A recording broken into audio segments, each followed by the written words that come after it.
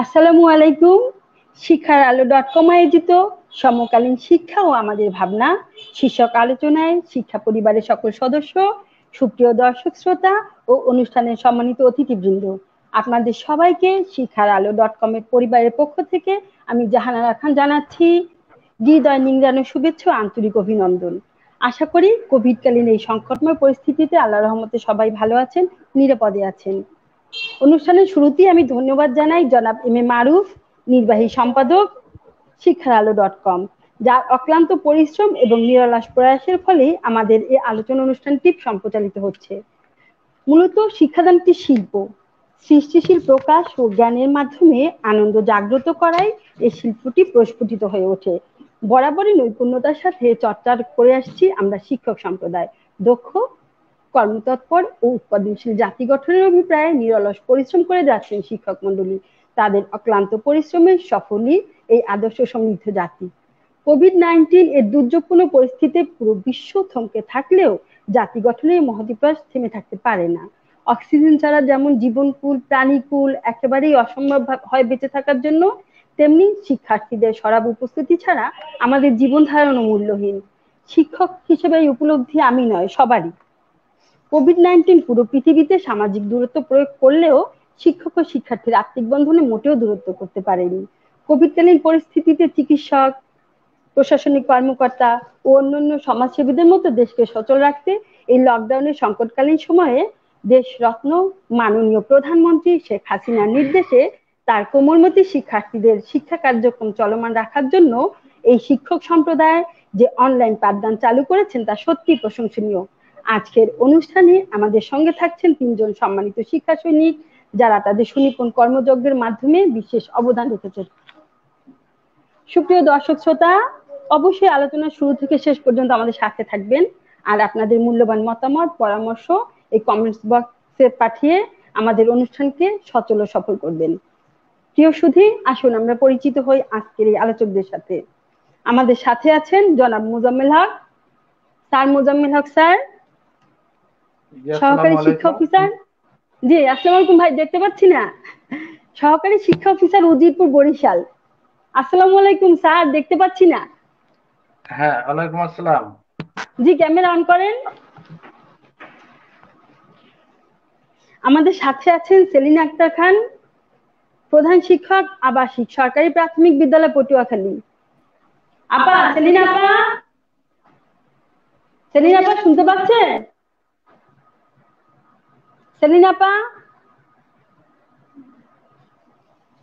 আমাদের সাথে আছেন নাজমুল সাকিব খান কণা, কলাপাড়া সরকারি প্রাথমিক বিদ্যালয় প্রধান শিক্ষক। এই গুণী শিক্ষক একাধারে 12 থেকে 15 সাল পর্যন্ত জেলা পর্যায়ে শ্রেষ্ঠ শিক্ষক। 2013 সালে জেলা পর্যায়ে তার বিদ্যালয়টি শ্রেষ্ঠ হয়েছিল। 2017 সালে তার বিদ্যালয়টি জাতীয় পর্যায়ে অংশগ্রহণ করেছিল এবং তিনি 2012 সাল থেকে 2018 সাল পর্যন্ত উপজেলা পর্যায়ে জয়িতা। কণা, আসসালামু আলাইকুম। নাজমুল সাকিব, ওয়ালাইকুম আসসালাম। কেমন আছেন কণা? ভালো আছেন? হ্যাঁ, ভালো আছি। হ্যাঁ, আপনি ভালো আছেন? হ্যাঁ হ্যাঁ, আপনি সাথেই থাকুন। জি, সাথী আছি। জি, মোজাম্মেল স্যার, আমাকে শুনতে পাচ্ছেন? হ্যাঁ, জি শুনতে পাচ্ছি। জি, আমি আপনাকে দেখতে পাচ্ছি না স্যার, ক্যামেরাটা অন করেন। আসলে আমার এই জায়গায় একটু সমস্যা আছে, নেটেও সমস্যা আছে আর ইসেও সমস্যা আছে। সেলিনা আপা, স্যার, জি, স্যার শুনতে পাচ্ছেন? হ্যাঁ শুনতে স্যার, পাচ্ছি। স্যার দীর্ঘ সময় ধরে তো আপনি শিক্ষা পরিবারের সাথে জড়িত।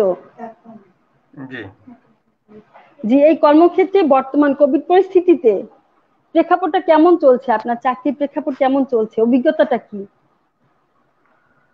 ধন্যবাদ। আমি প্রথমেই ধন্যবাদ জানাই আজকের এই ভার্চুয়াল সভার আয়োজনকারী কর্তৃপক্ষকে। আমি কোভিড-19 আক্রান্ত হয়ে প্রাথমিক শিক্ষা পরিবারের যে সমস্ত সদস্য শহীদ হয়েছেন তাদের আত্মার মাগফিরাত কামনা করছি এবং সেই সাথে তাদের পরিবারের প্রতি সমবেদনা জ্ঞাপন করছি। আমরা জানি সেই মার্চের মাঝামাঝি সময় থেকে অদ্যাবধি কোভিড-19 কারণে প্রাথমিক বিদ্যালয়গুলো বন্ধ আছে, বন্ধ রয়েছে আমাদের ক্লাসরুম পাঠদান। করোনাকালীন এই পরিস্থিতিতে প্রাথমিক শিক্ষা যখন হুমকির মুখে, ঠিক তখনই পড়ালেখা অব্যাহত রাখার জন্য, অর্থাৎ সকল শিক্ষার্থীরা যাতে পড়ালেখার কাছে থাকে, সেজন্য বাংলাদেশ সরকার তথা প্রাথমিক শিক্ষা পরিবারের তরফ থেকে বিভিন্ন ধরনের উদ্যোগ গ্রহণ করা হয়। যেমন সংসদ টেলিভিশনের মাধ্যমে পাঠদান, অনলাইন ক্লাস, বর্তমানে আমরা জানি যে রেডিওর মাধ্যমে পাঠদান চলছে, এবং বিভিন্ন অনলাইন ক্লাসগুলো, আমাদের অনলাইন প্ল্যাটফর্মের ক্লাসগুলো বেশ সচল আছে আমাদের বর্তমানে। বিভাগওয়ারি অনলাইন ক্লাস আছে, অনেক উপজেলাওয়ারিও অনলাইন ক্লাসের ব্যবস্থা আছে। এগুলোর পাশাপাশি গুগল অনলাইন ক্লাস বর্তমানে এখন বেশ জনপ্রিয়, এবং মোটামুটি শিক্ষার্থীরা শিক্ষা কার্যক্রম অব্যাহত রাখার জন্য মোটামুটি টাচের মধ্যে আছে। করোনার এই সংকটময় সময় সারা দেশ যখন আসলে করোনার মহামারীতে কাঁপছে, তখন আমাদের প্রাথমিক বিদ্যালয়ের শিক্ষকগণ অর্থাৎ জীবনের বাজি রেখে এই ধরনের বিভিন্ন ধরনের পাঠদানের সাথে সংযুক্ত রেখে আমাদের প্রাথমিক শিক্ষাকে সচল করে রেখে চলেছেন। এই জন্য আমি প্রাথমিক বিদ্যালয়ের সকল শিক্ষক বৃন্দ, সকল শিক্ষককে আমার ব্যক্তিগত তরফ থেকে ধন্যবাদ জ্ঞাপন করছি। পাশাপাশি আমরা আমাদের এই ক্ষুদ্র, আমার এই সীমিত 10 বছর আমি সহকারী উপজেলা শিক্ষা অফিসার হিসেবে কর্মরত আছি। আসলে এখন একটা দুর্যোগকালীন সময়, আসলে যে সময়টা খুব পাঠদানের ক্ষেত্রে আমাদের শিক্ষার্থীদের জন্য হুমকি স্বরূপ আমি মনে করি। কারণ শিক্ষার্থীরা স্কুলে যাবেন, আমরা জানি এই যে নাজমুল সাকিব খান কর্নার স্কুলটা আমি গেছি, অনেক সুন্দর একটা স্কুল, লতা চাপলি স্কুল। তো আসলে ওইখানে গেলে, ওইরকম স্কুলে গেলে দেখা যায় যে লেখাপড়ার যে একটা সুন্দর পরিবেশ, শিক্ষার্থীরা শিক্ষণের যে একটা সুন্দর একটা পরিবেশ থেকেই মানুষ, শিক্ষার্থীরা অর্ধেক শিখতে পারে, এরকম কিছু বিষয় থাকে। তো এইরকম পরিবেশ আসলে আমাদের শিক্ষার্থীরা বর্তমানে মিস করতেছেন। তবুও শিক্ষার্থীরা যাতে টাচে থাকেন, সেটাকে লক্ষ্য করে আমাদের শিক্ষকগণ বিভিন্ন ধরনের কার্যক্রম চালিয়ে যাচ্ছেন। এমনকি যেসব এলাকায় দেখা গেছে যে ইয়াতে নাই, নেটওয়ার্কের মধ্যে থাকে না, সেক্ষেত্রে মোবাইল ফোনের মাধ্যমেও তারা লেখাপড়া অব্যাহত করে চালিয়ে যাচ্ছেন। হ্যাঁ, জাহানারা।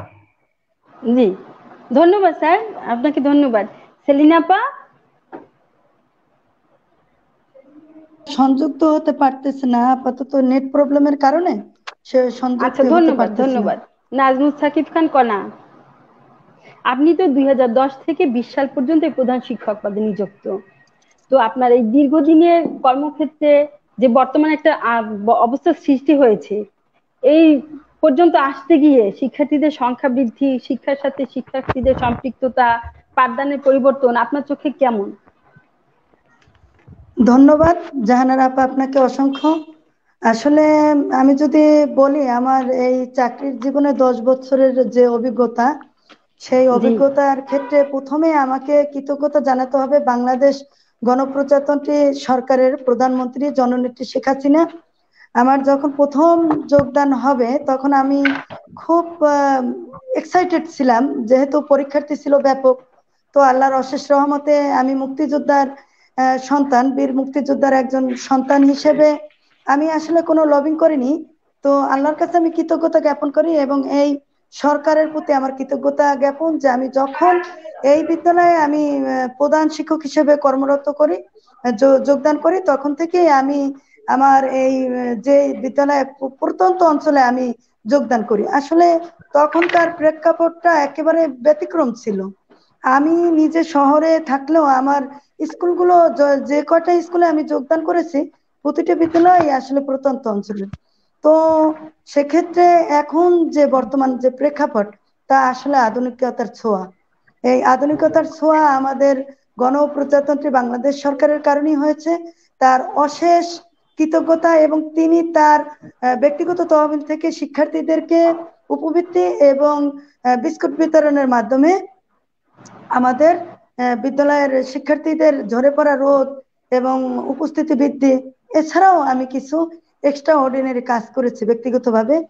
প্রধান শিক্ষক হিসেবে আমার যা মনে হয়েছে যে আসলে আমার কিছু করা উচিত, সেক্ষেত্রে আমি লতা চাপড়ি স্কুলে প্রথম আমার যোগদান, সেই বিদ্যালয়টিকে আমি একেবারে প্রত্যন্ত অঞ্চলে, যেখানে কারেন্ট ছিল না, মানুষ শুধু আলো জ্বালাতো বলতে হেরিকেন জ্বালিয়ে তারা লেখাপড়া করতো, এবং কিছু সোলার ছিল। তো এখন বলা চলে যে আসলে ডিজিটালাইজেশনের একটি উদাহরণ লতা সাবলি সরকারি প্রাথমিক বিদ্যালয়। সেই বিদ্যালয়টি এখন একেবারে বাংলাদেশের একটি প্রত্যন্ত অঞ্চল নয়, এটি একটি ডিজিটালাইজেশন নামে পরিচিত। তো বর্তমানে আমি ওই বিদ্যালয় নেই, আমি 1 বছরে আবার আরেকটি প্রত্যন্ত অঞ্চলে হাত দিয়েছি। আমি ভাবছি যে এই বিদ্যালয়টিকে আমি অন্যরকম রূপ ধারণ করব, বাংলাদেশের একটি দ্বার প্রান্তে দাঁড়া করাবো আমার কলাপাড়া সরকারি প্রাথমিক বিদ্যালয়। ধন্যবাদ আপনাকে। ধন্যবাদ Nazmul Sakib sir. Mozammel sir. Sir, আমরা এই যে কোভিড পরিস্থিতি শুরু হওয়ার যে প্রথম দিনটা, মানে শিক্ষক সম্প্রদায় আমরা ছুটি পেয়েছিলাম 17ই মার্চ 2020। তো ওই দিন সরকারিভাবে ঘোষণা হয় যে কোভিডকালীন মোকাবেলার জন্য, দুর্যোগকে মোকাবেলার জন্য শিক্ষা প্রতিষ্ঠানগুলো বন্ধ করে দেওয়া হয়। তো ওই নির্দেশনা আপনাদের কাছে এসেছিল, কিভাবে এসেছিল আমি জানি না। তো ওই নির্দেশনাটা আপনার কাছে কিভাবে আসছে এবং সেটাকে আপনি কিভাবে, আপনারা কর্মকর্তারা কিভাবে গ্রহণ করেছিলেন সেই সম্পর্কে একটু বলেন। যে 17ই মার্চ 2020 সাল থেকে আমরা জানি যে বিদ্যালয়গুলো সাধারণ ছুটির আওতায় চলে আসে, এবং কিছুদিন সাধারণভাবে আমরা অফিস করার পরে আমাদের অফিসগুলো সাধারণ ছুটির আওতায় চলে আসে। প্রায় এরকম মাস 2-1 চলে। ততক্ষণে আমার মনে হয় প্রাথমিক বিদ্যালয়ের শিক্ষা কার্যক্রম ওই সময়টার কালে অত বেশি নির্দেশনা ছিল না যে অনলাইন ক্লাস কিংবা সাজন। সেক্ষেত্রে যখন এরকম সম্ভবত মে মাসের মাঝামাঝি সময় আমাদের সংসদ টেলিভিশন শুরু হয়, আমার যতদূর জানা না, হয়তো মে মাসের 10 তারিখ বা এরকম কিছু। তো এর পরবর্তী সময়ে আসলে বিভিন্ন ধরনের উদ্যোগ গ্রহণ করা হয় সরকারিভাবে, যেমন সংসদ টেলিভিশন, মোবাইলের মাধ্যমে পাঠদান, অনলাইন ক্লাস ইত্যাদি ইত্যাদির মাধ্যমে আসলে আমরা পাঠদান কার্যক্রম অব্যাহত রাখি এবং এগুলো আমরা মনিটরিং করি। জানারা। ধন্যবাদ স্যার। কণা, শিক্ষক হিসাবে ছুটি ঘোষণার সময় আপনার মানসিক অবস্থাটা কিরকম ছিল? এই ছুটিটাকে আপনি কিভাবে গ্রহণ করেছিলেন? আসলে আপনাকে আবারও ধন্যবাদ জানাই। যদি আমি আমার অনুভূতির কথাটা যদি বলতে যাই, সেক্ষেত্রে আমি একটু গভীরে যেতে চাচ্ছি। তো আপনার কাছে আমি অনুমতি নিতে চাচ্ছি যে আসলে আমি গভীরে যেতে পারবো কিনা। অবশ্যই অবশ্যই, জি জি জি অবশ্যই। আজকের এই শিক্ষারআলো.com-কে আমি অসংখ্য অসংখ্য ধন্যবাদ জানাই, কারণ আমরা একেবারে সাগরের তীরবর্তী অঞ্চলে রয়েছি, যেখানে আমাদের বিদ্যুতের ছোঁয়া এবং আমাদের মতন মানুষরা আসলে ক্যামেরার সামনে আসতে চায় না। এটা আমি বলতে পারি গর্ব করে যে আসলে আমরা একটু ক্যামেরার পাশে কম যাই, ক্যামেরাতে আমাদের মুখভূমিটা একটু কম থাকে। তো সেই ক্ষেত্রে শিক্ষারআলো.com-কে আমি অসংখ্য ধন্যবাদ জানাই যে আমাদের পটুয়াখালী জেলাটি দক্ষিণাঞ্চলের অবস্থিত, এবং আমরা যারা কাজ করছি একেবারে প্রত্যন্ত এবং দুর্গম এলাকার শিক্ষার্থীদের পাশে এসে ওদেরকে সহযোগিতা করা। তো আমার যে মূল লক্ষ্য ছিল, ম্যাডাম আপনার যে প্রশ্ন, যে আমার অনুভূতিটা, আসলে অনুভূতি প্রকাশ সম্ভবত আজকে প্রথম হবে আমার অনুভূতি। যেদিন 17ই মার্চ আমি 2 দিন আগে জানতে পারি যে বাংলাদেশের প্রেক্ষাপটে একটা ছুটি আসতে পারে, আমরা নিউজ দেখার পরে আমরা জানতে পারি যে আমাদের শিক্ষা অঙ্গনে একটি বড় ধরনের ছুটি আসতে পারে। তখন থেকে মনের মধ্যে একটা যন্ত্রণা ছিল যে আসলে স্কুল বন্ধ হলে আমি কি করব। আমার কাজ তো এটাই, আমি আসলে একটু কাজ নিয়ে ব্যস্ত থাকি। যাই হোক, 17ই মার্চ আমরা জন্মদিন পালন করব বঙ্গবন্ধু শেখ মুজিবুর রহমানের, জাতির জনক, আমাদের জাতির পিতা। তার জন্মদিন আমরা সেই ব্যাপকভাবে মানে আমরা উদযাপন করব, সেই আলোকে আমরা স্কুলে কাজ করতেছিলাম। তাৎক্ষণিকভাবে আমাদের চিঠি আসাতে আমরা তাৎক্ষণিকভাবে বিদ্যালয়ে আমরা বন্ধ ঘোষণা করি। তথাপিও তখন আমি আমার প্রত্যেক শিক্ষককে আমি স্কুলে ডেকে নিয়ে আমি বলি যে আসলে দেখেন আমাদের কালকে স্কুল বন্ধ হয়ে যেতে পারে, তাহলে আমরা কি করতে পারি, আমরা কি একটা প্রি প্ল্যান করতে পারি কিনা, আমাদের একটা পূর্ব প্ল্যান করা উচিত কিনা। তো সবাই কিন্তু আমার সাথে একত্র হয়ে আমাকে বললো যে ম্যাডাম আসলে আপনি থাকতে পারবেন না, স্কুল যদি 15 দিনও বন্ধ থাকে বা 1 মাস বন্ধ থাকে, এটার জন্য আপনার জন্য বিশাল একটা সাফার হবে। আসলে আমি ওই সময় একটু ভেঙে পড়ি, তবে ভেঙে পড়াটা আমার ছিল মনে মনে, আবার আল্লাহর কাছেও আমি সবসময় শুকরিয়া জ্ঞাপন করেছি যে আসলে শিশুদের নিরাপত্তা, শিশুদের জীবনের সুরক্ষা এটা আমাদের প্রধানমন্ত্রী ভেবেই আমাদেরকে ছুটি দিয়েছেন। তো আমিও মানসিকভাবে প্রিপেয়ার্ড হয়ে আমি একটা পূর্ব প্ল্যান করে স্কুলে না গিয়ে আমি এই জুম অ্যাপস এর মাধ্যমে আমাদের শিশুদের কার্যক্রম পরিচালনা করতে থাকি এবং মানসিকভাবে খুব অস্থিরতায় থাকি এবং আমি খুব অসুস্থতা বোধ করি। তারপর তো হসপিটালে দীর্ঘদিন ছিলাম, সেখান থেকে আসার পরে আবার নতুন করে আবার সবকিছু শুরু করা, এই আর কি নতুন ভাবে শুরু করতে পেরেছি, এটাও আল্লাহর কাছে লাখ লাখ শুক্রিয়া। তবে শিক্ষার্থীরা আমার সাথে সংযুক্ত রয়েছে, কিছু কিছু শিক্ষার্থী, আমি 100% শিক্ষার্থীদের কাছে যেতে পারিনি, তবে মোবাইলের মাধ্যমে আমি প্রত্যেক শিক্ষার্থীদের অ্যাসাইনমেন্টটা আমি করে থাকি।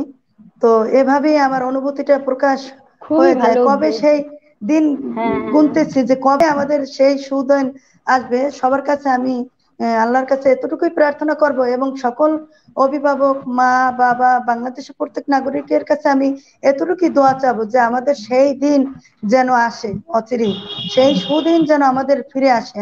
আসলে এত দিনের যে গ্যাপ, সেই গ্যাপটা মনের অজান্তেই যেন কত দূর আমরা চলে গেছি, অনেক দূর চলে গেছে।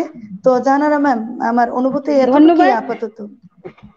ধন্যবাদ নাজমুল সাকিব। আমি আপনার লতা ছাত্রীর বিদ্যালয়টা দেখেছিলাম, হ্যাঁ মানে দেখেছি, বর্তমানে আপনি নেই। তো আপনার বিদ্যালয় দেখে আমি মুগ্ধ হয়েছি। আসলেই একজন প্রধান শিক্ষিকা যদি আন্তরিক না হয় স্কুলের প্রতি, তাহলে অত সুন্দর করে সাজাতে পারে না।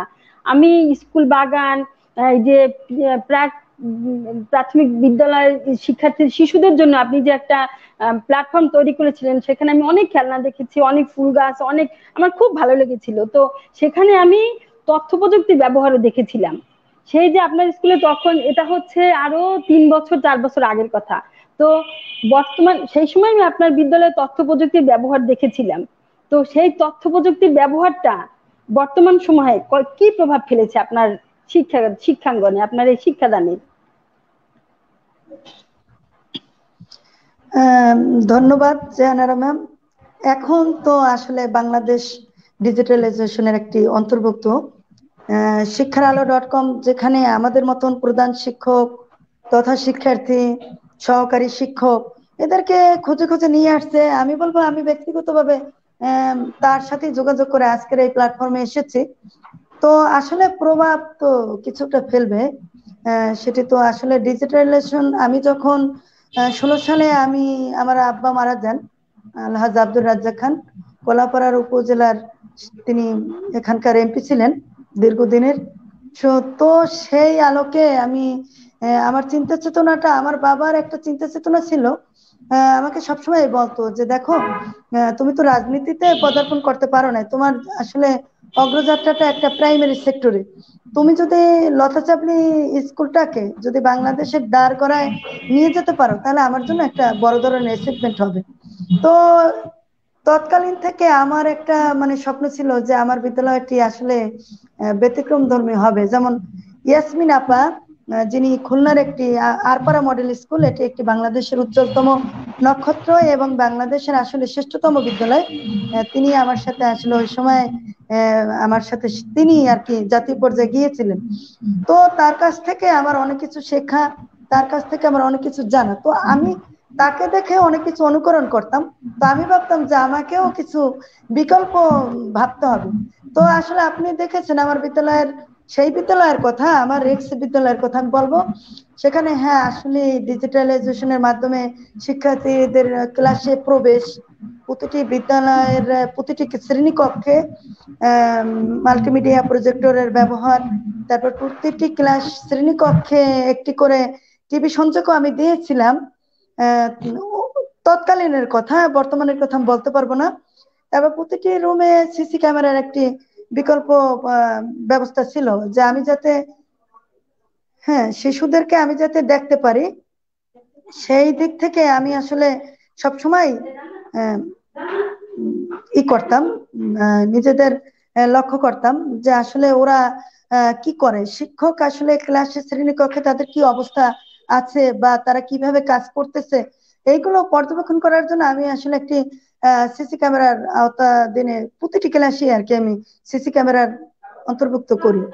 এছাড়াও শিক্ষার্থীদের বিনোদনের জন্য আমি ওই সময় অনলাইনের একটি প্রজেক্ট চালু করি, অনলাইন নেটিজেনের আওতায় মুস্তফা জব্বার স্যারের, একেবারে মুস্তফা জব্বার স্যারের বলা যায় তার সাহায্যতে এবং জুনায়েদ আহমেদ পলক স্যারের বিশেষ অর্থায়নে আমি একটি শিক্ষার্থীদেরকে ওদের সাংস্কৃতিক অনুষ্ঠানটা যেন আপলোড করতে পারি এবং তারা যেন দেখতে পারে, সেটিও আমি তৎকালীন সময় করি। 16 সাল থেকে 18 সাল পর্যন্ত এটি একেবারে ধারাবাহিকভাবে প্রচারিত হয়েছিল এবং এটি এত জনপ্রিয় ছিল যে তখনকার মহাপরিচালক মহোদয় আবু হেনা মোস্তফা স্যার এতটাই মুগ্ধ ছিলেন আমাদের এই প্রোগ্রামে। আমাদের শিশু শিক্ষার্থীদেরকে তিনি প্রতি বছর জাতীয় জাতীয় শিক্ষা পদককে আমাদের শিক্ষার্থীদেরকে ওখানে নিয়ে যেতেন এবং আমার একটি জনপ্রিয়, আমি ওখানে নিজের তত্ত্বাবধানে আমি একটি গান সঞ্চালনা করেছিলাম, একটি নৃত্য। মুসলমানের নামাজ পড়ে মসজিদে যায়, হিন্দুরা করে প্রার্থনা মন্দিরে, গির্জাতে যায় খ্রিস্টান, এভাবে 4 ধর্মের অবলম্বী যেহেতু আমার শিক্ষার্থীরা ছিল, তো আমি সেইভাবে ওদেরকে নিয়ে কাজ করতাম, 4 ধর্মের ছিল। তো স্যার আমাকে অনেক সুযোগ সুবিধা দিয়েছেন, আমি নিজেও আসলে আমার বাস্তবে কোনো অভিজ্ঞতা নেই এ ধরনের কাজ করার বা এ ধরনের কাজের প্ল্যাটফর্ম পাওয়া, আমার কোনো নিজস্বতা নেই। শিক্ষার্থীদের যে ইনোভেশনটা, এটা আসলে আমি নিজে ওদেরকে তৈরি করে দিয়ে আসতাম, এইটা আর কি ওখানে ফলো আপ হতো। তো এইভাবে আসলে বলা যায় যে প্রযুক্তিটা আসলে আমরা আরো 4-5 বছর আগে প্রত্যন্ত অঞ্চলে এগিয়েছিল আমাদের, সেক্ষেত্রে আসলে অনেকটাই আমরা ডেভেলপ হয়েছে বাংলাদেশের। এখন তো প্রতিদিন আমি যদি টাইম লাইন দেখি, ফেসবুক দেখি, আসলে দেখা যায় যে ডিজিটালাইজেশনের যে প্রভাবটা আসলে খুব সুন্দরভাবে আর কি বাংলাদেশের প্রতিটি ঘরে আমরা কেমন নেটওয়ার্কের আওতাধীন চলে এসেছি। আর প্রভাব তেমন একটা আসেনি, প্রভাবটা আসলে আমাদের মনে হয় যে প্রভাব সেভাবে আমাদেরকে ছুতে পারেনি। আর ডিজিটালাইজেশনের আসলে যে সিস্টেমটা জুনায়েদ আহমেদ পলকের এবং মুস্তফা জব্বারের স্যারের আমলে আমরা টেকনিক্যালি যা শিখেছি, সেটি কিন্তু আসলে আমরা ধারাবাহিকভাবে আমরা শিক্ষার্থীদেরও ওই সময় কিন্তু 5ম শ্রেণীর শিক্ষার্থীরা কিন্তু আসলে খুব সুন্দরভাবে কম্পিউটারে কাজ করতো। এখনো তারা, আমি দেখি যে তারা জুম অ্যাপস লাইভ প্রোগ্রাম করে করে লতাসাবলী শিক্ষার্থীরা আসলে বিভিন্ন দুয়ারে ওদের ইনোভেটিভ ক্রিয়েটিভ যে সৃজনশীল যে চিন্তা চেতনা আসলে ডোর টু ডোর চলে যাচ্ছে। আমার যে চিন্তাটা ছিল সেই চিন্তা থেকে এখন কিন্তু আপগ্রেড মডার্ন বলা চলে, যে আসলে অনেক সুন্দর। আর এখানে প্রভাব তেমন একটা আমি দেখি না যে আমার দৃষ্টিভঙ্গিতে আসলে প্রভাব আসছে বলে মনে হচ্ছে না। আমরা যেমন এখন মোবাইলের মাধ্যমে কথা বলতেছি, ভিডিওর মাধ্যমে একজনের পড়া নিচ্ছে, সংসদ টেলিভিশনে প্রচারিত হচ্ছে, শিক্ষার্থীরা ঘরে ঘরে গিয়ে দেখছে, আসলে সেক্ষেত্রে কোনো প্রভাব আমি মনে করছি না আপাতত। ধন্যবাদ জাহানারা ম্যাম আপনাকে আমাকে এত সুন্দর একটি প্রশ্ন করার জন্য। ধন্যবাদ নাজমুল সাকিব, সুন্দর আপনার উপস্থাপনা, আপনার কথা শুনে আসলে প্রাণ ভরে যায়। একজন শিক্ষকের আসলে যে চিন্তা চেতনা, শিক্ষক আন্তরিকভাবে মানে শ্রেণী পাঠদান থেকে শুরু করে স্কুল বিদ্যালয় সাজানো থেকে শুরু করে সরকারের যে নির্দেশনা সব মাথায় রেখে আপনি কাজ চালিয়ে যাচ্ছেন। সাথে সাথে আপনার বাবার যে একটা আশা, সেটাও আপনি পূর্ণ করতে যাচ্ছেন। আপনাকে অসংখ্য ধন্যবাদ। মোজাম্মেল স্যার, জি ধন্যবাদ। মোজাম্মেল স্যার, আর সরকারি নির্দেশনা যখন আসলো, এই যে ছুটি ঘোষণা হলো, অনলাইন পাঠদান শুরু হয়ে যাচ্ছে, এরকম একটা ঘোষণা আসলো, এই ঘোষণা আসার পর আপনি আপনার জায়গা থেকে টিচারদের সঙ্গে বা আপনার কর্মকর্তা মহলে কি ধরনের পদক্ষেপ গ্রহণ করেছিলেন? জি ধন্যবাদ জাহানারা ম্যাম। আসলে সরকারি নির্দেশনা আসার সাথে সাথে এগুলো আমরা মনিটরিং বা ফলো আপ করি এভাবে, যেমন প্রথম যখন সংসদ টেলিভিশন শুরু হয়, সংসদ টেলিভিশনের মাধ্যমে পাঠদান কার্যক্রম দেখা গেছে অনেক শিক্ষার্থীর বাসায় সংসদ টেলিভিশন ছিল না তখন, প্রথম দিকে সংসদ নেটওয়ার্কের আওতায় ছিল না তখন। নির্দেশনা ছিল কাছাকাছি যাদের এই টেলিভিশন আছে তাদের নিয়ে যাওয়া, শিক্ষকদের তত্ত্বাবধানে এটা করা।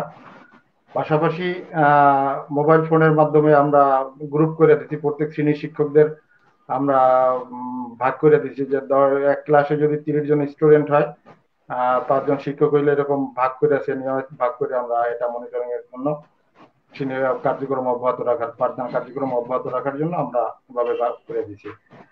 পাশাপাশি যে জিনিসটা হচ্ছে সংসদ টেলিভিশন, আসলে সংসদ টেলিভিশন প্রথম দিকে এটা রিয়েলাইজ করার ওটা বলে কি প্রথম দিকে মোটামুটি সফল হইলে সব শেষ পর্যন্ত আমি বলবো সফল, কারণ আমরা ওভারঅল এটার মনিটরিং করছি জোরালোভাবে, কতজন শিক্ষার্থী এটা সংসদ টেলিভিশন দেখলো না ইত্যাদি। আর এই কাজগুলো আমরা বিশেষভাবে করছি জুম অ্যাপস এর মাধ্যমে। জুম অ্যাপস এর মাধ্যমে আমরা শিক্ষক, শিক্ষার্থী, অভিভাবক, এসএমসি সদস্যদের নিয়ে আমরা বিভিন্ন পর্যায়ে মিটিং করেছি, আমাদের ঊর্ধ্বতন কর্মকর্তাদের সাথে আমরা মিটিং করেছি যে শিক্ষার কার্যক্রমটাকে, পাঠদান কার্যক্রম কিভাবে অব্যাহত রাখা যায়, শিক্ষার্থীদের লেখাপড়া কিভাবে টাচে রাখা যায়, এসব। জি ধন্যবাদ।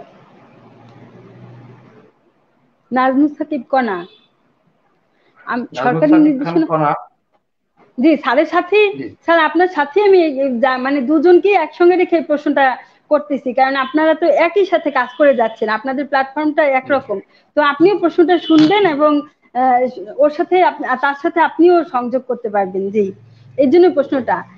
নাজমুল সাকিব, যখন সরকারি নির্দেশনা আসে অনলাইন ক্লাস করতে হবে, তো আমার জানা মতে আপনি প্রথম কলাপাড়া উপজেলায় এই অনলাইন পাঠদান কার্যক্রম শুরু করেছিলেন। তো আপনার সাথে সংশ্লিষ্ট মোজাম্মেল স্যারের মতো আরো কর্মকর্তারা রয়েছে, তো তারা এবং আপনি কেন, কার অনুপ্রেরণা বা কোন উদ্দেশ্যে এই পাঠদান শুরু করেছিলেন?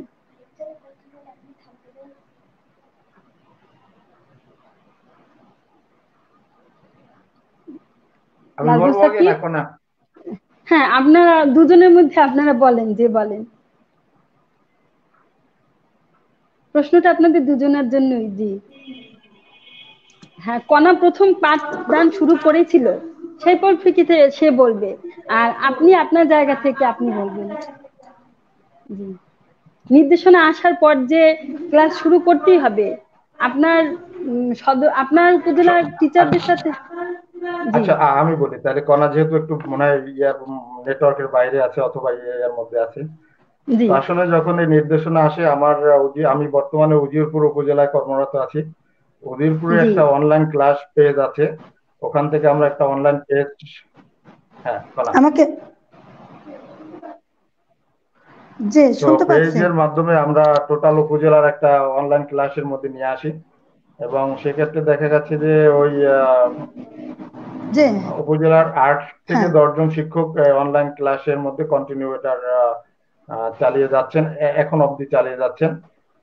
এটা আসলে আমাদের অনুপ্রেরণা ছিল এবং শিক্ষকদের আন্তরিকতাই বলবো, কারণ শিক্ষকদের ওই দুর্যোগকালীন যে পরিস্থিতিটা ছিল প্রথম দিকে, যে আসলে দুর্যোগটাকে আমরা এত বেশি ভয় করতাম, আমার মনে হয় আমার মতে আমার সাথে সবাই একমত হবেন যে মার্চ, এপ্রিল, মের দিকে যখন আমরা এই দুর্যোগের সময় খুব ভয় পাইতাম, লকডাউনের সময় আসলে কি হয় না কি হয় এরকম একটা অবস্থা, সেই অবস্থা থেকে আসলে শিক্ষকদের অনেক আন্তরিকতা এবং উদ্যমতা নিয়ে এই অনলাইন ক্লাস শুরু করেন তারা, এবং জীবনের ঝুঁকিই বলবো, কারণ একটা পাঠদান এটাকে করার জন্য কিছু লোকের সাহচর্যে যেতে হয়, দু একটা লোকের সাহায্য নিতে হয়, এমন একটা পরিস্থিতি আসলে ছিল আমাদের যে একজনে আরেকজনের সাথে টাচও আমরা করতে চাইতাম না, এমন একটা সিচুয়েশন ছিল।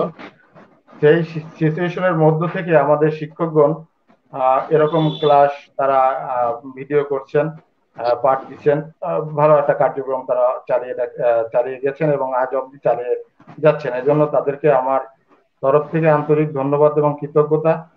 পাশাপাশি এই কার্যক্রম যারা সারা বাংলাদেশের শিক্ষকগণই চালিয়ে যাচ্ছেন, আমি জানি নাজমুল সাকিব খান কণা তো অবশ্যই অগ্রাধিকার, এবং আমাদের জানি প্রাথমিক শিক্ষা পরিবার আছে আমাদের বরিশালে একটা, সেক্ষেত্রে সেখানেও নাজমুল সাকিব খান কণা এডমিন প্লাস প্রায় পাঠ দেন, আমি দেখি এটা।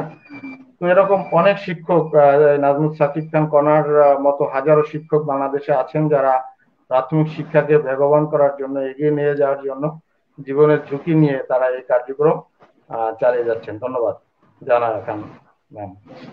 স্যার আমি নাজমুল সাকিবকেও পাচ্ছি না, তো আমরা দুজন কথা চালিয়ে যাই এই ফাঁকে। স্যার ওই যে আপনি বর্তমানে উজিরপুরে আছেন, তো ওইখানে আপনার আওতাধীন যে বিদ্যালয়, সব বিদ্যালয়গুলোতে কি অনলাইন ক্লাস চলছে? জি জি, আমাদের উপজেলা ব্যাপী একটা অনলাইন পেজ আছে, সেই জি পেজের মাধ্যমে ক্লাসগুলো নিচ্ছে, মানে ভাগ ভাগ করে টিচাররা নিচ্ছেন, কন্টিনিউ হচ্ছে। হয়তো মাসের মধ্যে 20-25টা ক্লাস থাকে সেখানে। জি।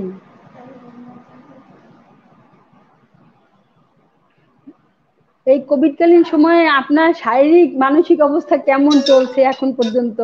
আবার সামনে একটা দ্বিতীয় একটা ধাক্কা আসবে। হ্যাঁ, আমাদের নাজমুল সাকিব খান এসে গেছে। জি আমি আলহামদুলিল্লাহ এখন হ্যাঁ, জি বলেন স্যার, আপনার শারীরিক মানসিক অবস্থাটা শারীরিক বর্তমানে কেমন? মানসিক অবস্থা আলহামদুলিল্লাহ ভালো আছেন। আসলে আমার নিজের জন্য যতটা না চিন্তা, তার চেয়ে প্রাথমিক বিদ্যালয় শিক্ষার্থী শিশুদের নিয়ে আসলে আমার চিন্তাটা একটু বেশি। কারণ আমরা অনেকটা সচেতন এবং মোটামুটি বুঝ পর্যায়ের লোক, কিন্তু শিশুরা তো আসলে ওইরকম বোঝে না। তারা জি দেখা জি গেছে যে বিভিন্ন শ্রেণীর লোক শিশুদের সাথে মেশে, বিভিন্ন বাইরের, এদের নিয়ে আসলে অনেক টেনশন থাকতে হয়। সঙ্গত কারণে আমাদের সরকার মহোদয় এরা এদের এটা উপলব্ধি করে বিদ্যালয়গুলো ছুটি রেখেছেন। এজন্য সরকারকে, বাংলাদেশ সরকারকে সাধুবাদ, সাধুবাদ এবং কৃতজ্ঞতা জানাই। ধন্যবাদ। আমি একটু আমার কমেন্টস বক্স দেখছি। ধন্যবাদ যারা আমাদের সাথে এই অনুষ্ঠান উপভোগ করছেন। আমি অনেকের কমেন্টসই দেখতে পাচ্ছি যে নেট স্লো, তো সরি, নেট স্লো। তারপরে আপনারা আমাদের সাথে থাকবেন। আপনাদের কমেন্টসের জন্য, আমাদের সাথে থাকার জন্য আপনাদের ধন্যবাদ। আপনারা শেষ পর্যন্ত আমাদের সাথে থাকবেন। তো নাজমুল সাকিব, আপনার কাছে প্রশ্ন ছিল যে করোনা চলাকালীন সময়ে যে আপনি অনলাইন ক্লাস শুরু করেছেন, আপনি নিজেও শিক্ষাদান করছেন, মানে এই শিক্ষা অনলাইন ক্লাস শুরু করা, পাঠদান করা করার মানে এর অনুপ্রেরণাটা কি, উৎস কি, কোন উদ্দেশ্যে আপনি এই পাঠগুলো নিজেই দিচ্ছেন, অংশগ্রহণ করছেন পাঠদানে?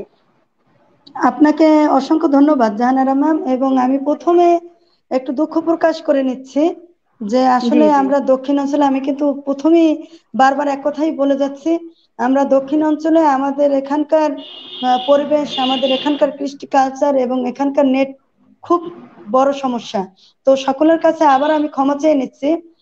যদিও আমরা নেট, মডেম এবং ওয়াইফাই সবকিছুর সংযোগ স্থাপন করার সত্ত্বেও আমাদের কিন্তু একটু নেট প্রবলেম আছে আজকে, এবং দেখা যাচ্ছে কিছুদিন যাবত নেট সমস্যা।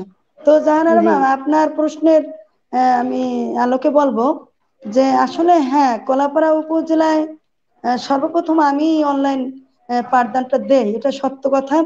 আসলে আমি যখন মার্চ মাসে যখন ছুটি ভোগ করি, তা আমার কাছে মনে হয়েছে যে একাকিত্বটা আমাকে খুব ঘিরে ফেলেছিল, যে আসলে আমি খুব অনুশোচনায় দগ্ন ছিলাম যে শিশুদের কাছে না যাওয়া, স্কুলের কাজ করতে না পারা, এটা আমার এক ধরনের একটা অসুস্থতার মাঝে ছিলাম আমি।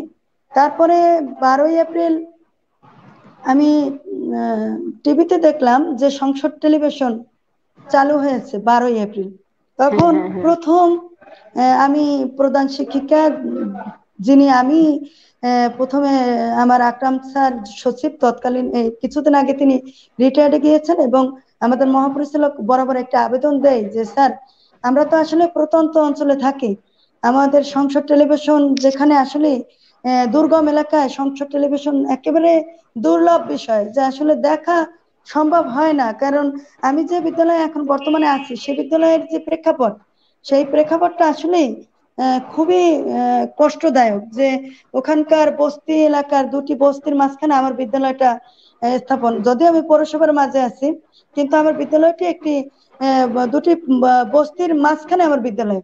তো সেক্ষেত্রে আমি স্যারকে লিখেছিলাম যে আসলে মোবাইলের মাধ্যমে আমরা যদি ঘর ডোর টু ডোর যাই, আমাদের যদি একটু চিঠি দেওয়া হয়, তাহলে সেক্ষেত্রে আমাদের জন্য একটু কার্যক্রমটা আসলে একটু ভালো হয়। তো সেই আলোকের আর কি কথার আলোকের কথা বলা। তো তখন আমি অনেক ব্যাপক একটা বরাবর দিয়ে স্যার দুজনকে আমি একটি উম, আবেদন করি। তা এপ্রিল মাসে ওটা এলাও হয় নাই, তবে জুলাই মাসে সেটি পাশ হয়। ব্র্যাকের আওতাধীন পাশে আছি। আমি যেটি বলছি যে মোবাইলের মাধ্যমে যোগাযোগ করে যদি শিক্ষার্থীদের শিক্ষণ ফল নিশ্চিত করা যায়, সেটি জুলাই মাসে। তো মাঝখানের যে সময়টা, তো আমি ভেবে দেখলাম যে আসলে সংসদ টেলিভিশন যদি শিক্ষার্থীরা না দেখে, তাহলে আমি বিকল্প কি করতে পারি। আমি তখন দেখলাম বাংলাদেশের দুটি মেয়ে, একটা হচ্ছে সুপর্ণা রায় লিপা, প্রথম ফরিদপুরের একজন সহকারী শিক্ষিকা, তিনি পাঠদান দিচ্ছেন ঘরে বসে নিজের একেবারে নিজস্ব আলোকে। তখন আমার কাছে ঘরে মনে বসে হয়েছে শিখি। যে যদি একজন সহকারী শিক্ষিকা সে যদি তার ফরিদপুর উপজেলায় যদি নিজের আলো ছড়িয়ে দিতে পারে, তাহলে আমি প্রধান শিক্ষক কেন পারবো না? সেই আলোকে। আর দ্বিতীয়ত, যখন আমি এই চিন্তা ভাবনাটা করে আমার স্কুলে পাঠ দেব ভাবতেছিলাম, সেই আলোকে আবার আমি জায়েদা ইয়াসমিন, পটুয়াখালী বরিশালের সদরের এক সহকারী শিক্ষিকা, তার হাত ধরে আমি একটি প্রাথমিক শিক্ষা পরিবার অনলাইন ক্লাস চালু হয়। মূলত জায়েদাই উদ্যোক্তা এবং অ্যাডমিন। সেখানে আমি প্রথম পাঠদান করি কলাপাড়া উপজেলায়, এবং আমার একজন শ্রদ্ধেয় শিক্ষিকা রয়েছেন সেলিনা আক্তার খান, তিনি আজকে থাকার কথা ছিল, সে ওই নেট সমস্যার কারণে আজকে সংযুক্ত হতে পারেননি। তিনি পটুয়াখালী সদরে প্রথম পাঠদান করেন, আর আমি কলাপাড়া উপজেলায় আমি প্রথম পাঠদান করি। এবং এটি যখন আমি দেই তখন কিন্তু অনেকে অনেক কথা বলতেছিল। এখন কিন্তু সবাই কলাপাড়া উপজেলায় অনেকেই নিজস্ব গতিতে পাঠ দিয়ে যাচ্ছেন সেই অনলাইন প্ল্যাটফর্মে। তো সবাইকে আমার ধন্যবাদ। আপা, আপনাকেও ধন্যবাদ একটি সুন্দর প্রশ্ন করার জন্য। ধন্যবাদ। আমার একটু কোশ্চেন আছে নাজমুল খান, সাকিব খান কোনার কাছে, যে আপনারা যে অনলাইন ক্লাসগুলো নিচ্ছেন, এতে জি স্যার। শিক্ষার্থীরা কতটুকু উপকৃত হচ্ছে বলে আপনি মনে করেন? আসলে স্যার, এটি হচ্ছে দুটি দিক, একটি হচ্ছে পজিটিভ, আরেকটি হচ্ছে নেগেটিভ থিঙ্কিং। তো আসলে আমরা যে আলোকে প্রথমে অনলাইনের ক্লাসগুলো যে পায়ে গুটি গুটি পায়ে আমরা এগোচ্ছি, আসলে দেখেন কলাপাড়ার উপজেলার দৃষ্টান্ত যদি আমি আপনাকে দিতে চাই, তাহলে তখন কিন্তু আমি একাই পাঠদান দিতাম। হ্যাঁ, তো তখনকার চিন্তা ভাবনা ছিল যে আমি একা পাঠদান করব। আসলে আমি দিচ্ছি, আমারটা যদি মুষ্টমীয় যদি 5 জন বা 10 জন বা একজনও দেখে, সেটাই আমার বড় সার্থকতা। তবে এখন আমাদের যে জরিপের যেসব আমরা দেখতে পাচ্ছি, তাতে মুষ্টমীয় না, অনেকেই এই পাঠ দেখছেন। যদি পাঠের অন্তর্ভুক্ত নাও হতে পারেন, তারা কিন্তু অন্য শিক্ষার্থীদের বাড়িতে গিয়ে কিন্তু পার্শ্ববর্তী বাড়িতে গিয়ে কিন্তু আমাদের এই পাঠগুলো দেখছেন।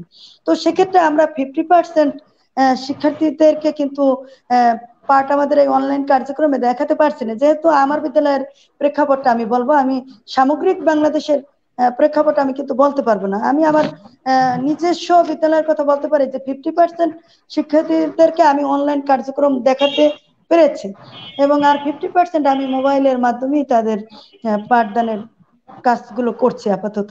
সেক্ষেত্রে 50% বলা চলে স্যার। ধন্যবাদ আপনাকে। ধন্যবাদ।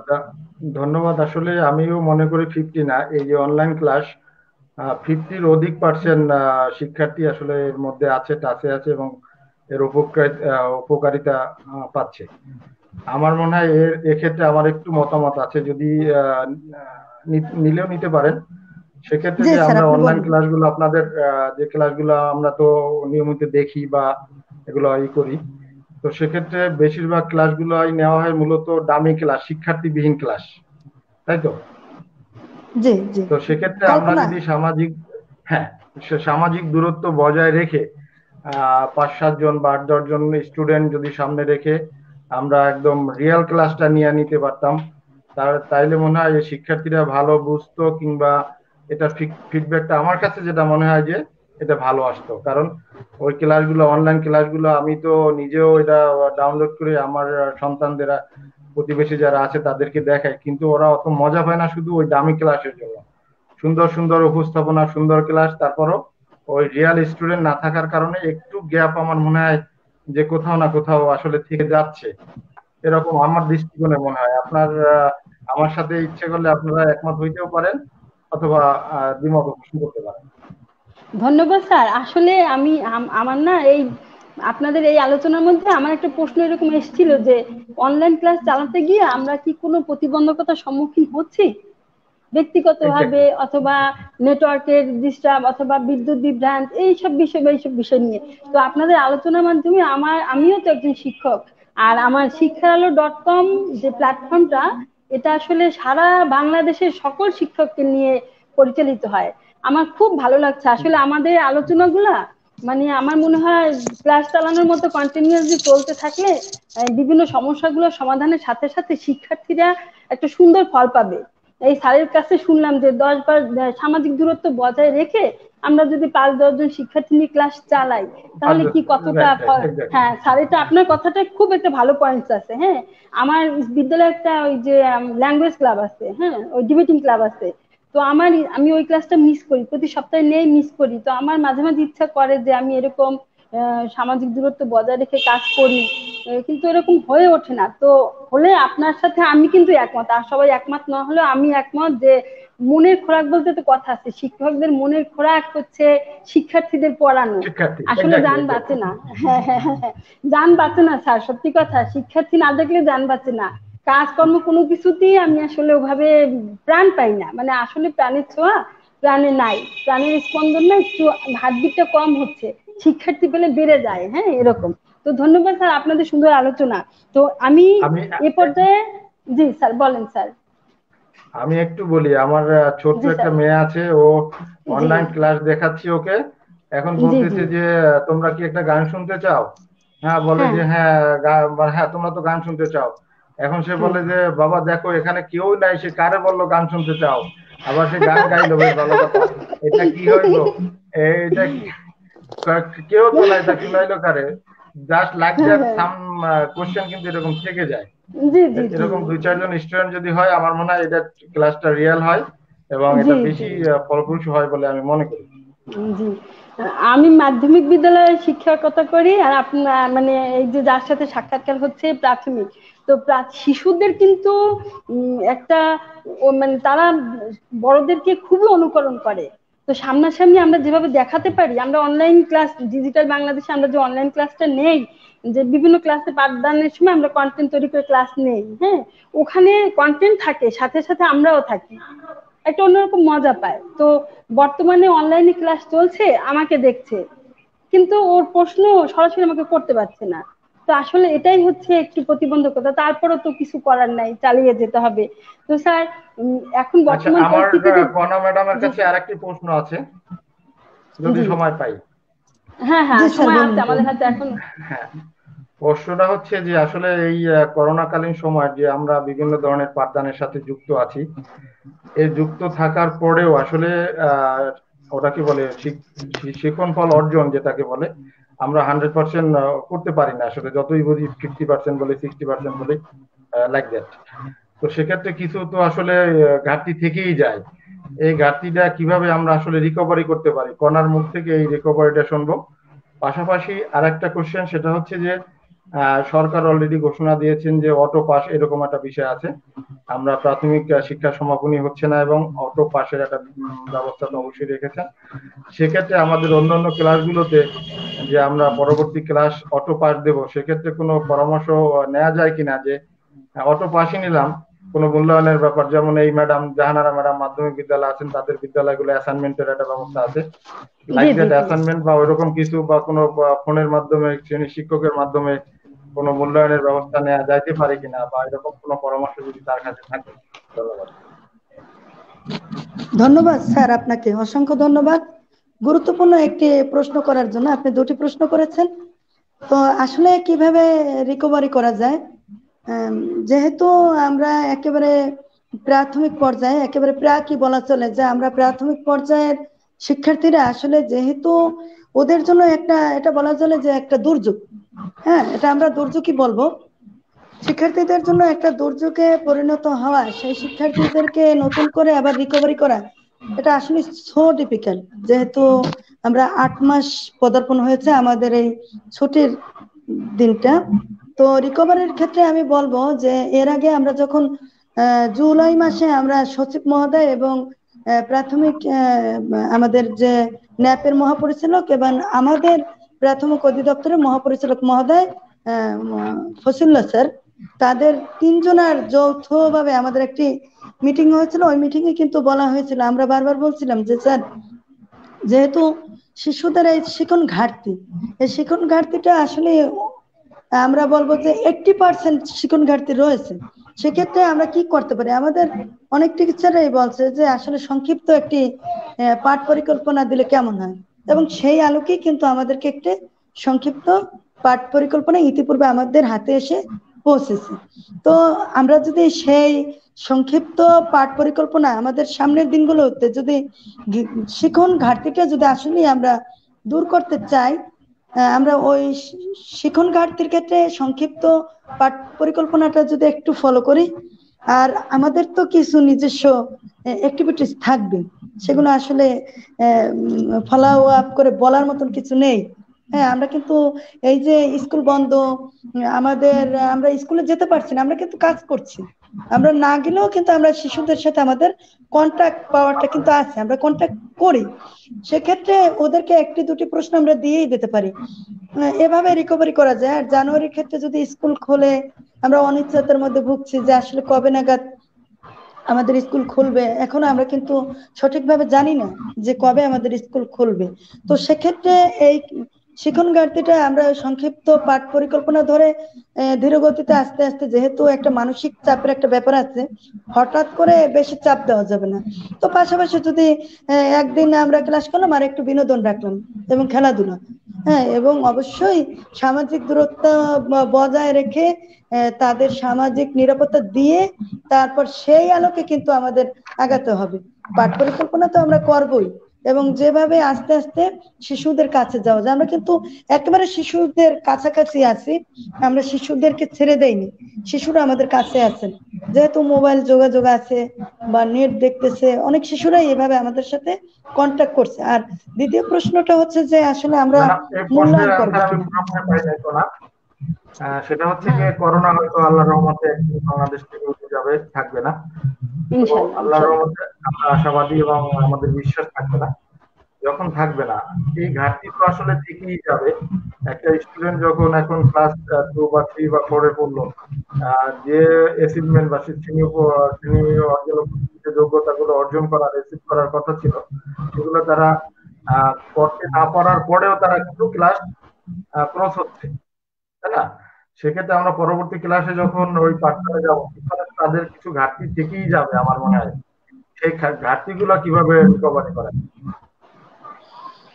আসলে হ্যাঁ, কিছু তো ঘাটতি থেকেই যাবে। আমরা যদি ওই যে সংক্ষিপ্ত পাঠ পরিকল্পনাটা যদি আমরা ফলো করি, আর আমাদের নিজস্ব কিছু ক্রিয়েটিভিটি আছে।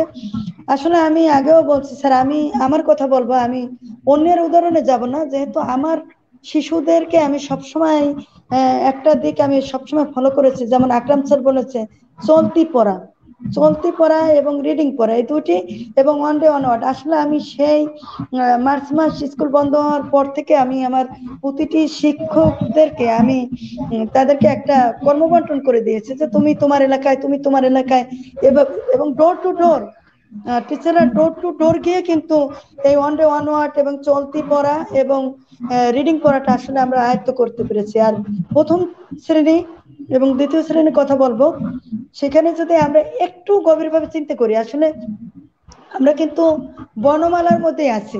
প্রথম শ্রেণীও আমরা বর্ণমালার মধ্যে, এবং দ্বিতীয় শ্রেণীও কিন্তু বর্ণমালা এবং অ্যালফাবেটের মধ্যে আছি।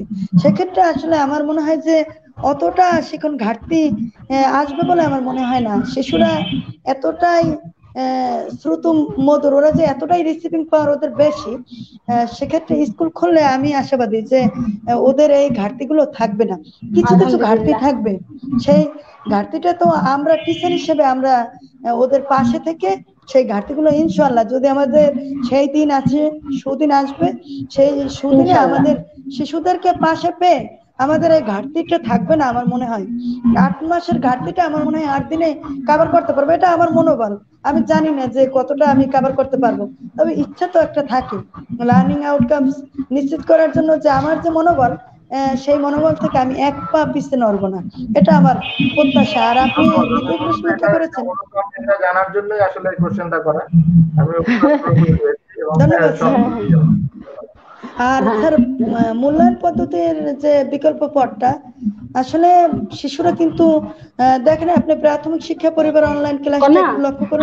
আমরা আসলে ওই যে প্রায় অনুষ্ঠানের শেষ পর্যায়ে চলে এসেছি। আমি বললাম না, আমাদের আলোচনাটা এত মানে দীর্ঘ, মানে মনে অনেক কথা জমা হয়ে আছে, কারণ আমরা লকডাউনের মধ্যে থেকে থেকে মনের মধ্যে অনেক কথা, অনেক ভাব। তো আমরা প্রায় আমি অনেকগুলো কথা শুনতে পেয়েছি, এবং আমার দর্শকরা, আমার শিক্ষারালো.com পরিবারের সব শিক্ষকরাই আপনাদের আলোচনা অনেকটাই উপকৃত হয়েছে। তো আপনাদের কাছে আমার একটু জানার যে আজকে আয়োজন শিক্ষার আলো .com এর পক্ষ থেকে, এই পরিবার থেকে আপনাদের ডাকা হয়েছে অনুষ্ঠানে।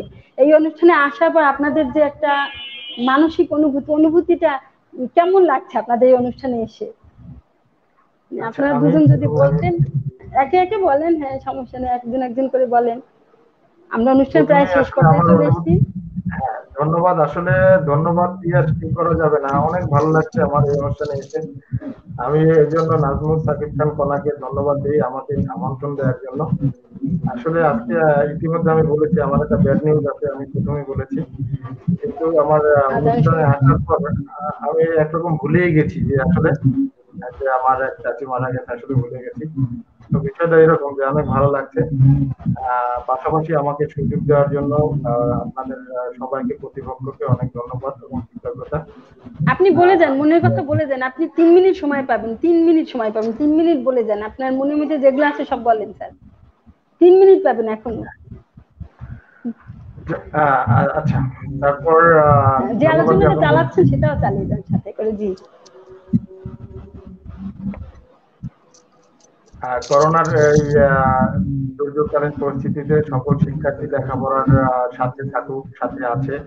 আমার শিক্ষকগণ আন্তরিকতার সাথে এই কার্যক্রম অব্যাহত রেখে যাচ্ছেন এবং ভবিষ্যতেও আমার শিক্ষা পরিবারের সকল সদস্য এটা অব্যাহত আমরা রেখে যাব, এই আশাবাদ ব্যক্ত করছি এবং অঙ্গীকার করছি যে আসলে শিক্ষার মান উন্নয়নের জন্য, গুণগত শিক্ষা নিশ্চিতকরণের জন্য শিক্ষা পরিবারের সকল সদস্যরা আমরা নিরলসভাবে চেষ্টা করে যাব সরকারের প্রত্যেকটা এজেন্ডা সুন্দরভাবে বাস্তবায়ন করার জন্য। আমরা প্রত্যেকটা সদস্য, শিক্ষা পরিবারের প্রত্যেকটা সদস্য অঙ্গীকারবদ্ধ। সবাইকে ধন্যবাদ জানিয়ে আমার আজকের এই আয়োজনে আবারও সবাইকে ধন্যবাদ জানিয়ে আজকে এখানে আমাকে ডাকার জন্য সবাইয়ের প্রতি কৃতজ্ঞতা জানিয়ে আমি আমার সংক্ষিপ্ত বক্তব্য এখানে শেষ করছি। ধন্যবাদ। স্যার, এই যে শিক্ষার আলো .com এর প্রত্যেকটা অনুষ্ঠানের সাথে সংযুক্ত থাকবেন, এর প্রতিনিয়ত আমাদের সোহেল ভাই, মারুফ সোহেল ভাই এটা পরিচালনা করে যাচ্ছে। প্রতিনিয়ত বিভিন্ন সাক্ষাৎকার হতে থাকে, প্রায় সাক্ষাৎকার হয়। আপনাদের মতো গুণীজনরা যদি এই আয়োজনে অংশীদার হয়, আপনাদের কমেন্টস, আপনাদের পরামর্শ আমাদের অনুষ্ঠানটাকে আরো আগায় নিয়ে যাবে। আর যে সমস্ত আলোচনাগুলো আমরা শুনলাম তার মাধ্যমে তো অনেক সমাধানও পেয়ে যাচ্ছি। যেমন এই যে প্রতিবন্ধকতার সৃষ্টি হয়েছে অনলাইন ক্লাসে, আপনার মনে হচ্ছে যে শিক্ষার্থীরা তাদের মনের মতো শিক্ষা পাচ্ছে না। আবার কণা উনি বলছেন যে ওনার সাধ্যমতো চেষ্টা করে যাচ্ছেন। আসলে আমরা সবাই মিলে যদি সাধ্যমতো চেষ্টা করি, এই কোভিডকালীন পরিস্থিতিতে আমাদের এই যে শিক্ষা দানের মহতী যে লক্ষ্য, উদ্দেশ্য, সেটা আসলে সাফল্য আসবে। আমি কণার সাথে একমত। আমরা যদি পার্সোনালি এবং আর প্রধান শিক্ষকগণ আপনারা সবাই যদি সম্মিলিতভাবে প্রচেষ্টা চালিয়ে যান, তাহলে শিক্ষার্থীরা আসলে একেবারেই ব্যর্থ হবে না। আপনার প্রস্তাব ছিল কিছু সংখ্যক স্টুডেন্ট নিয়ে, নাজমুল সাকিব বলছে যে অনলাইনের যদি ক্লাসে তারা না পায়, মেসেঞ্জারের মাধ্যমে অথবা মোবাইলের মাধ্যমে ওদেরকে অথবা ডেকে অথবা তার টিচার দাঁড়ে দাঁড়ে গিয়ে ক্লাসটা দিয়ে আসে। তো এরকম করে চলতে থাকবে। আর এই শিক্ষা আলো .com পরিবারে যে আমাদের অনুষ্ঠানগুলো, সেটাতে আপনারা অংশগ্রহণ করবেন, আবারও আসবেন আমাদের অনুষ্ঠান, আমাদের সাথে থাকবেন। ধন্যবাদ। আসলে আমি আজকের এই অনুষ্ঠানের পর অঙ্গীকারবদ্ধ, আমাকে যখনই ডাকা হবে শিক্ষা আলো .com এ থেকে, যখনই আমাকে আমন্ত্রণ জানানো হবে, ইনশাআল্লাহ আমি থাকার চেষ্টা করব। ধন্যবাদ। জি, কণা আপনার মন্তব্য বলুন। এই অনুষ্ঠানে এসে আপনার কেমন লাগছে আমাদের আয়োজন? জানারা ম্যাডাম, আপনাকে অসংখ্য ধন্যবাদ। সাথে আমি ধন্যবাদ জানাচ্ছি আমার অতি শ্রদ্ধেয় এবং আমার ব্যক্তিত্ব সম্পন্ন আমার শ্রদ্ধেয় এটিও মহোদয় মোজাম্মেল হক স্যারকে। আরো কৃতজ্ঞতা আমি জ্ঞাপন করছি নির্বাহী সম্পাদক MA মারুফ সোহেল স্যারকে, তিনি এত সুন্দর একটি শিক্ষার আলো .com আয়োজনের জন্য। এটি আসলে তাকে কৃতজ্ঞতা প্রকাশ না করলেই নয় যে আমরা বাংলাদেশের দূর দূরান্তের একেবারে উত্তরাঞ্চল থেকে শুরু করে দক্ষিণাঞ্চলের প্রতিটি শিক্ষক তার মনের যে জানালার, যে মনের ভিতরে যে অনুভূতি, তার আকুতি, তার আবেগ, তার সব ধরনের মনোভাবটা যে প্রকাশ করতে পারা, এটা কিন্তু আসলে খুব একটা কঠিন ব্যাপার। সেই কঠিন জায়গা থেকে সে একটা সহজ জায়গায় আমাদেরকে নিয়ে এসেছেন। যে আজকের এই শিক্ষারআলো.com-এ আমার মতন কোনা যিনি একেবারে পটুয়াখালীর প্রত্যন্ত অঞ্চলের, আমাকে না ডাকলেও তিনি পারতেন, তারপরেও তিনি কিন্তু ভেবে রেখেছেন যে আসলে এই কোনা যদি একটি কথা বলে তাহলে তার জন্য হয়তো একটা প্ল্যাটফর্ম অন্যরকমের হবে। আসলে ছোট বড় এখানে তার কাছে কিছুই নয়।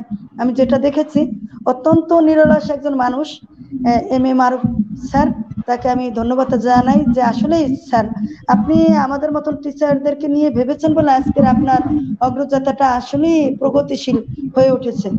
হ্যাঁ, সেক্ষেত্রে আরেকটু আমি বলবো যে স্যার আপনি শিক্ষার্থীদের নিয়ে, দুর্গম এলাকার শিক্ষার্থীদের নিয়ে যদি আরেকটু পরিচালনা করতে পারেন, যদি, যে আমার একটা আপনার কাছে আবেদন। আর আমি বলবো যে এই শিক্ষারআলো.com-এ আমাদের শিক্ষক যারা রয়েছেন সম্পৃক্ত থাকবেন, এই পরিবার সবার জন্য উন্মুক্ত, এবং আমিও তাদের জন্য একেবারে খোলাভাবে উন্মুক্ত রয়েছে। ভবিষ্যতে যদি আমাকে কোনোভাবে কোনো কিছুর জন্য কল করা হলে আমি ইনশাল্লাহ আসবো। আর অনুভূতির যে ব্যাপারটা, আসলে সবাইকে একটাই মেসেজ দেওয়া, যেন আমরা প্রতিদিন 3টি ভালো কাজের মাধ্যমে যেন আমরা শুরুটা করি, সে বড় হোক কিংবা ছোট হোক। তবে আমার শিক্ষার্থীদের জন্য শুধু একটাই মেসেজ, যে আমরা প্রতিদিন সকাল থেকে ঘুমানোর আগ পর্যন্ত আমরা শুধু একটা কল্পনা করব যে আমরা কি কি ভালো কাজ করেছি, আর সেই ভালো কাজগুলো আমরা একটা ডায়েরিতে লিপিবদ্ধ করব, যে আজকের এই ভালো কাজের সমাহারে আমার দিনটি শেষ হলো। তো সবাইকে ধন্যবাদ, মোজাম্মেল স্যারকেও ধন্যবাদ, এবং জাহানারা ম্যাম আপনাকে অসংখ্য ধন্যবাদ। শিক্ষারআলো.com-কে আলোকিত করেছেন এবং ভবিষ্যতে আমাদেরকে আরো আলোকিত করবেন আপনার সুনির্দিষ্ট মতামত নিয়ে।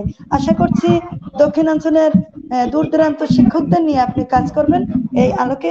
সবাইকে আমার অভিনন্দন, প্রত্যয় শুভেচ্ছা। আসসালামু আলাইকুম। আমরা অনুষ্ঠানের একদমই শেষ পর্যায়ে চলে এসেছি।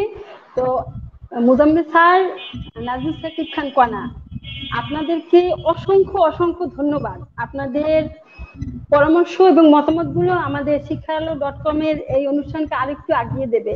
আর এই শিক্ষারআলো.com পরিবারের পক্ষ থেকে আপনাদের আমি জানাচ্ছি আন্তরিক শুভেচ্ছা, অভিনন্দন। আপনারা আমাদের সাথে থাকবেন, সাথে আসবেন। প্রিয় দর্শক শ্রোতা যারা শুনছেন, আমাদের সাথে আছেন, তাদের সবাইকে আমার শিক্ষা পরিবারের পক্ষ থেকে, শিক্ষারআলো.com পরিবারের পক্ষ থেকে অসংখ্য অভিনন্দন ও শুভেচ্ছা।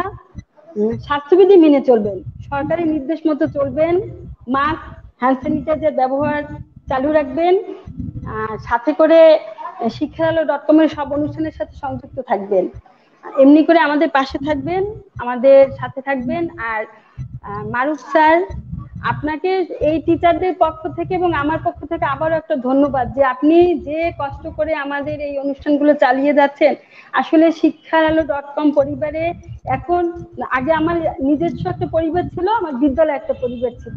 এই শিক্ষারআলো.com পরিবারে এসে আমার এত ভালো লাগছে যে আমি সারা বাংলাদেশের সব শিক্ষকদের একটা সদস্য হয়ে গেলাম। তাদের সবাইকে প্রতিনিয়ত দেখতে পাচ্ছি, আমাদের সাক্ষাৎকার অনুষ্ঠান, আলোচনা অনুষ্ঠান, টকশোগুলা মানে শিক্ষার্থীদেরকেও অনুপ্রাণিত করছে। যখন এই অনুষ্ঠানগুলো দেখি, পাশে আমার ছেলে আমার সাথে বসে যে মা ভালোই লাগছে, অনুষ্ঠানটা ভালো হচ্ছে। তো মারুফ স্যার, আপনাকে অসংখ্য ধন্যবাদ। শুধু দর্শক শ্রোতা, আপনাদেরকে আবারও ধন্যবাদ জানিয়ে, আর উপস্থিত অতিথি আপনাদের ধন্যবাদ জানিয়ে, শিক্ষা পরিবারের সব সদস্যদের সুস্বাস্থ্য কামনা করে আজকের মতো বিদায় নিয়ে যাচ্ছি। ধন্যবাদ সবাইকে। আসসালামু আলাইকুম, ভালো থাকবেন। আল্লাহ হাফেজ।